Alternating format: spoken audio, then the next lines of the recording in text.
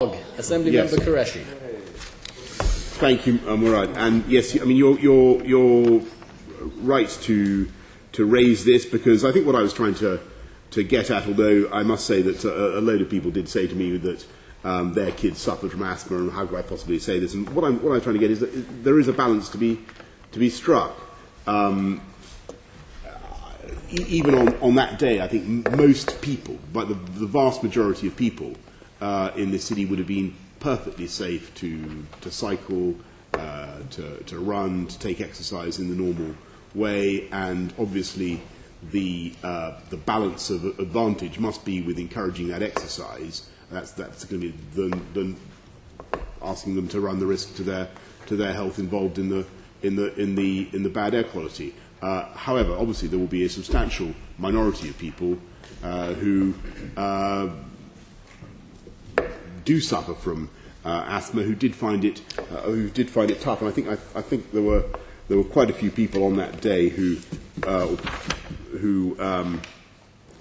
I think 227 people did experience breathing problems, and that I think that is up on a normal day, about a 14% increase on a normal day. So there were some people who felt it.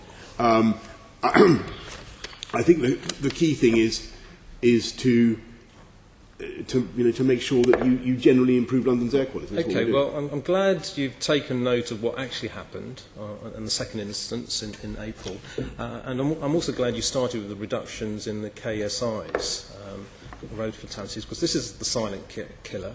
I just think that the comments suggested a dangerous complacency, that it was perfectly fine. I'm glad that you appreciated the figures that the London Ambulance Service have put out, that there was a 14% increase in emergency calls to patients with breathing problems. To 227 from a normal level of about 200. Yeah. Well, and it's a wake-up call for yourself, really. So given what you've just said now and what you said previously on the smog alerts, shouldn't you just apologise for your comments on the 4th of April and accept that you were irresponsible and fundamentally because I think it's very important to keep a balance in this. And the incidents were up from the LAS responded to 227 cases as opposed to normally about 200 cases. That strikes me as being statistically quite a small variation. I think we'll accept that.